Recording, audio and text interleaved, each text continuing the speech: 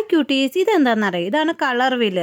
ഈ കളർ വീലിനകത്തുള്ള warm, cool, ഇങ്ങനെ പല പല കളേഴ്സ് ഉണ്ട്. Primary colours, secondary colour, tertiary ഒക്കെ ഉണ്ട്. ഇതിനകത്ത് വെച്ചാണ് പല ആൾക്കാരും ഡ്രസ് കോഡിങ്, മാച്ചിങ് ആയിട്ടുള്ള ഡ്രസ്സിൻ്റെ കളർ കോമ്പിനേഷൻ ഉണ്ടാക്കുന്നത്. ഇപ്പം നമ്മൾ ബൊട്ടീക്ക് ചെല്ലുമ്പോഴത്തേക്കും നമ്മൾ പറയും ഈ സാരിക്ക് ചേർന്ന ബ്ലൗസ് തരുമോ എന്നൊക്കെ പറയുമ്പോൾ അവർ ആ കളർ കോമ്പിനേഷൻ വെച്ചാണ് പല സ്ഥലത്ത് ചില സ്ഥലത്തുള്ള ഡ്രസ് കോഡുകൾ പോലും ഇങ്ങനെയാണ്. പിന്നെ വലിയ വലിയ ആർട്ടിസ്റ്റുകൾ ചില ചിത്രങ്ങൾ വരയ്ക്കുമ്പോൾ ഒരേ കളർ കോമ്പിനേഷൻ വെച്ച് അല്ലെങ്കിൽ പല മൾട്ടി കളർ അതിനൊക്കെ ഉള്ളത് ഈ കളർ വീലിനകത്ത് നോക്കുന്നത്. അപ്പം ഞാൻ വരച്ച കുറേ കളർ കോമ്പിനേഷൻ ചിത്രങ്ങൾ കണ്ടാലോ.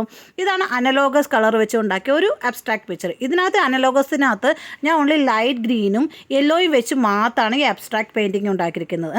നമ്മൾ ചില പെയിൻറ്റിങ് കാണാൻ പറ്റില്ല, ഇതിനകത്ത് ഒരു ഗ്രീനും യെല്ലോയും മാത്രമേ ഉള്ളൂ, അല്ലെങ്കിൽ ബ്ലാക്കും വൈറ്റും മാനുവൽ. അതിങ്ങനെ കളർ കോമ്പിനേഷൻ ഈ കളർ വീലിൽ നിന്നാണ് അവരുണ്ടാക്കുന്നത്. ഇതാണ് വാം കളേഴ്സ് കൊണ്ട് ഉണ്ടാക്കിയ ഒരു അബ്സ്ട്രാക്ട് പിക്ചർ.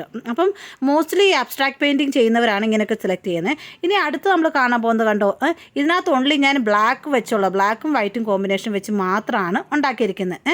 ഈ നമ്മൾ സ്കെച്ചിങ് ചെയ്യുന്നതൊക്കെ ഇത് ഷെയ്ഡ് ചെയ്ത് വെച്ചാണ്. ഇതാണ് നമ്മുടെ കൂൾ കളേഴ്സ് കൊണ്ട് ഉണ്ടാക്കിയ അബ്സ്ട്രാക്ട് പിക്ചർ. അപ്പം നിങ്ങൾക്ക് മനസ്സിലായി ഇതൊക്കെ പല പല കളർ കോമ്പിനേഷൻ. ഇനി നമ്മൾ കാണാൻ പോകുന്നതാണ് ബ്ലൂ കൊണ്ട് മാത്രം, അതായത് മോണോക്രോമാറ്റിക് എന്നാണ്. ബ്ലൂവിൻ്റെ കോമ്പിനേഷൻസ് വെച്ച്, ബ്ലൂവിൻ്റെ ഷെയ്ഡ്സ് വെച്ച് മാത്രം ഉണ്ടാക്കിയ അബ്സ്ട്രാക്ട് പെയിൻറ്റിംഗ് ആണ്. ഇനി നമ്മൾ കാണാൻ പോകുന്നത് എന്താണെന്ന് പറയുക, ഷേപ്പ് ആർട്ടാണ്.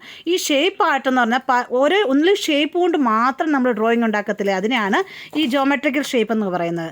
ഇനി നമ്മൾ കാണുന്നത് സ്പ്ലിറ്റ് കോംപ്ലിമെൻ്ററി കളേഴ്സ് കൊണ്ട് മാത്രം ഉണ്ടാക്കിയ പെയിൻറ്റിംഗ് ആണ്. ഇതൊരു അബ്സ്ട്രാക്റ്റ് ആണ്, അപ്പോൾ അതിനകത്ത് സ്പ്ലിറ്റ് കോംപ്ലിമെൻ്ററി മാത്രമേ യൂസ് ചെയ്തിട്ടുള്ളൂ. ഇനി അടുത്ത് നമ്മൾ കാണാൻ പോകുന്നതാണ് ഇതുകൊണ്ടോ, ഇതെന്താണ്, ഇത് കോംപ്ലിമെൻ്ററി കളേഴ്സ് കൊണ്ട് മാത്രം ഉണ്ടാക്കിയ പെയിൻറ്റിംഗ് ആണ്. ഇപ്പോൾ ഇനി നമ്മൾ കാണുന്ന എന്തെല്ലാം ഫോയിൽ പേപ്പർ വെച്ചും ഒക്കെ പല സ്ട്രക്ചർ ഉണ്ടാക്കിയിരിക്കുകയാണ്. ഇത് ഫോയിൽ പേപ്പർ വെച്ച് ഉണ്ടാക്കിയതാണ്.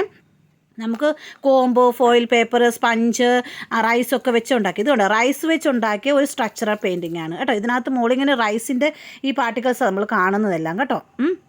അപ്പോൾ ഇഷ്ടമായെങ്കിൽ നിങ്ങൾ ലൈക്ക് ചെയ്യണം, സബ്സ്ക്രൈബ് ചെയ്യണം. ഇനി ഇതുപോലൊക്കെ വരുവാണെങ്കിൽ ഞാൻ കാണിച്ചു തരാം. ഓക്കെ ഡാ, ബൈ.